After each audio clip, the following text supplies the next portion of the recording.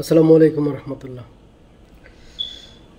আচ্ছা, একটা বিষয়, আমি যদি একজন সাধারণ নাগরিক হিসাবে বিএনপিকে প্রশ্ন করি যে আগামী জাতীয় সংসদ নির্বাচনে 2025 বা 26-এ সাধারণ জনগণ আপনাদেরকে কেন ভোট দিবে, কি উত্তর দিবে বিএনপি? বিএনপির কাছে আসলে কি উত্তর আছে? এটা মানছি যে আওয়ামী লীগ সরকারের আমলে বিএনপি একটা দৌড়ানির মধ্যে আছিল, নির্যাতনের শিকার হয়েছে। কিন্তু আবার একটু লক্ষ্য করলে দেখবেন যে বিএনপির যে আন্দোলন গত 15 বছর, শুধু নির্বাচন, সুষ্ঠু নির্বাচন, নির্বাচন দিন, এই আন্দোলনই ছিল। যদিও দেশে নির্বাচন ছাড়াও হাজারটা সমস্যা আছিল, আইন শৃঙ্খলার অবনতি, তারপরে দ্রব্যমূল্যের ঊর্ধ্বগতি, এই সমস্ত আন্দোলনে বিএনপি কিন্তু সাধারণ জনগণকে কানেক্টিভ করতে পারে নাই। যার কারণে ধারণা করা হয় যে বিএনপির আন্দোলনগুলো বেশ দুর্বল ছিল, কারণ জনগণের আকাঙ্ক্ষা বা জনগণের চাওয়া পাওয়া নিয়ে আন্দোলনগুলো কম হয়েছে। শুধু নির্বাচন দেন, নির্বাচন নির্বাচন নির্বাচন।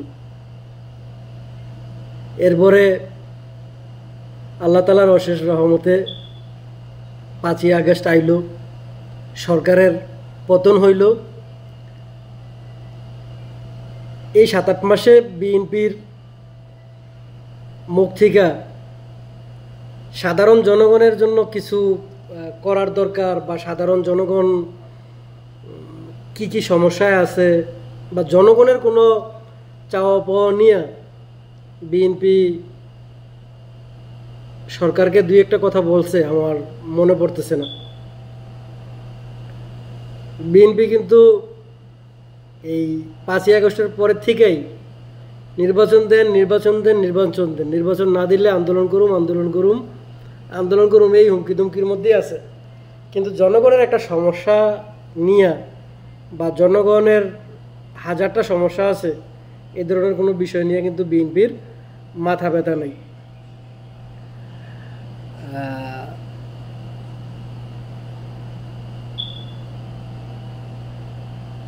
হ্যাঁ, শুধু মানুষ কি বিএনপিরে ভোট দিব যে বাংলাদেশে আর কোনো বিকল্প নাই, এই কারণ এই গত 7 মাস 8 মাসে তো বিএনপি চাইলে সাধারণ জনগণের জন্য অনেক কিছু করতে পারতো, জনগণের জন্য অনেক কাজ করতে পারতো।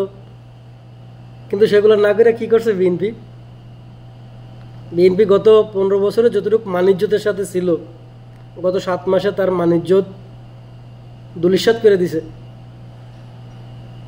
আমিও হয়তো যদি ভোট দেওয়ার সুযোগ পাই, বিএনপির একটা ভোট দিয়ে দেবো, কিন্তু সেটা হলো আমার কাছে বিকল্প কোনো ব্যবস্থা না থাকার কারণে হয়তো বা মন থেকে দিব না। কারণ দৃশ্যত বিএনপি সাধারণ জনগণের জন্য কিছুই করেনি।